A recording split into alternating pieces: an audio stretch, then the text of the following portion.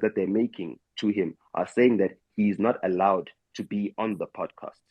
So are you saying that you So, plug so, Saul? so, Is that what you're so, saying?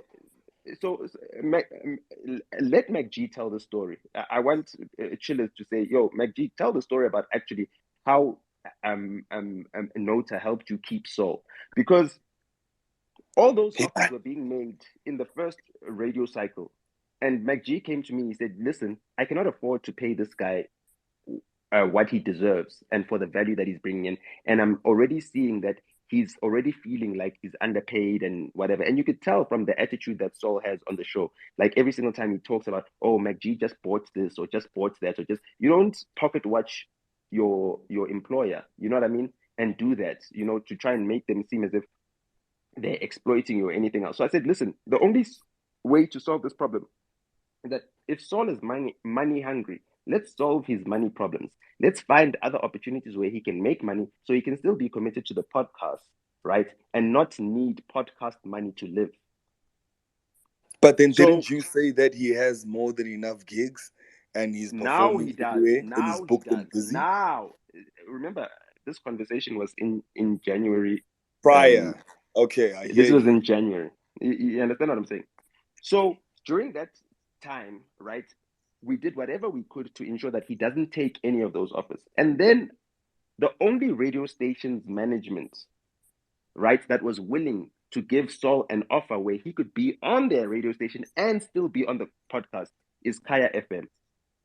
And that's why I begged Kaya FM. The people at Kaya FM, I won't name their names, but I begged them. I said, please hire this guy and ensure that he can stay on the podcast. Because if anyone else hires him, they will take him away from the podcast.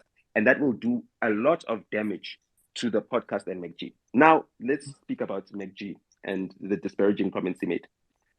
Then why did you That's call him a MacG. sellout? Because he was going to sell out. So I needed him to sell out to people who are going to make sure that just a quick question. Wait. Let me explain it. Let me explain that. I need to explain that because that is the Yeah, second you part. need to explain that. Let's go.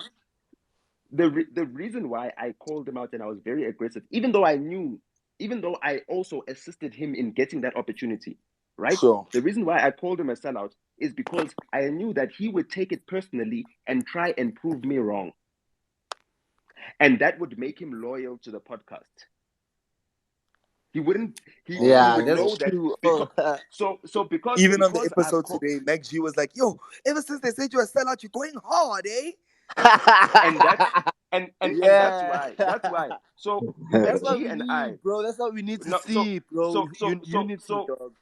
Yeah. So my second part is that it's like two heroes, dog. When I see those two, it's like I see two heroes. Tombs. Okay, sorry. Let's go. I'm speaking, bro. Okay, let's go. Speak, bro. Like people are listening and they can't hear if you're just adding commentary. So exactly. What I'm saying is this. So I had a conversation with MacG. I don't know if it was before they recorded this episode that played now. And I said, bro, do whatever the content needs you to do. If the content needs you to let Saul rip at me, let him rip at me, bro. Go at me. You understand what I'm saying? Let it be. Because if that's what's going to get the people going, it's fine. You and I know our agreement. You and I know our conversation. You and I know we support each other. So I don't want you guys to think that MacG went out and he was just, playing to the crowd for the sake of content.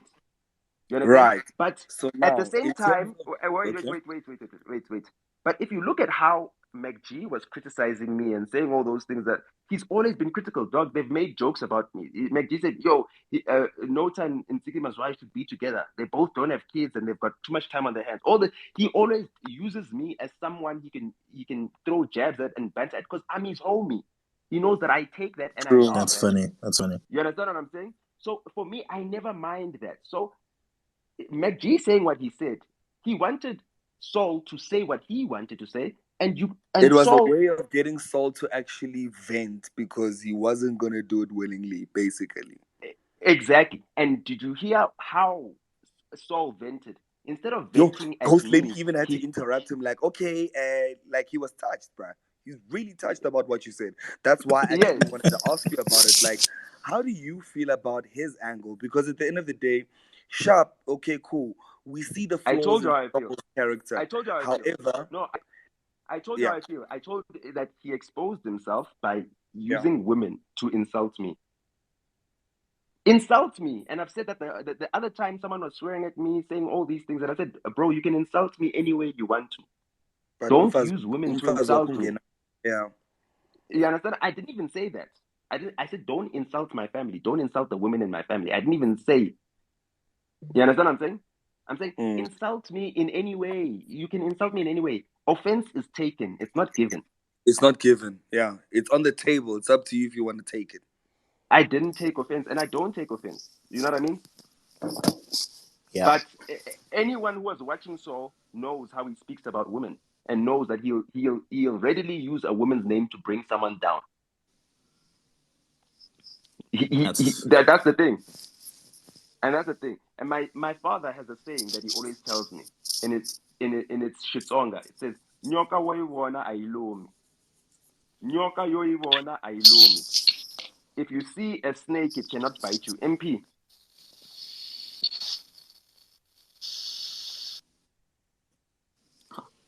Let's do better, guys. Let's do better. So now, Nota, in terms of now, another thing that I noticed in the podcast when niggas were saying like, yeah, no, I blocked his number. What? Like, what was that about, dog? Like, why are niggas blocking your number if you are clearly have a relationship? So hold on. So that's the thing. That's my thing. Is that Mac was egging Saul on. You understand what I'm saying? Mac said, "No, I just called him yesterday, and I actually spoke to him yesterday. So how am I? So you didn't block him? So how? No. I'm just saying, if me and Mac have a disagreement and we block each other, whatever, and then after that we get past it or whatever, he can use that as content to now say, oh yeah, and I blocked him because he knows that Saul blocked me on Twitter. Oh, it once happened.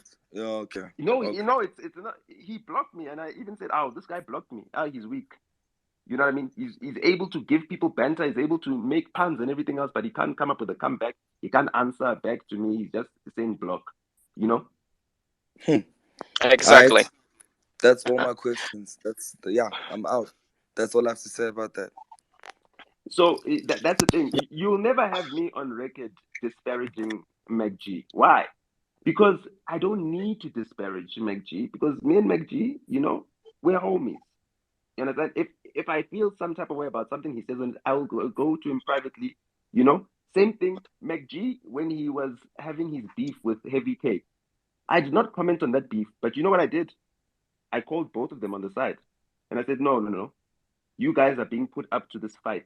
Someone else. You guys are fighting about a comment that was made by a third party that is in neither of the two of you.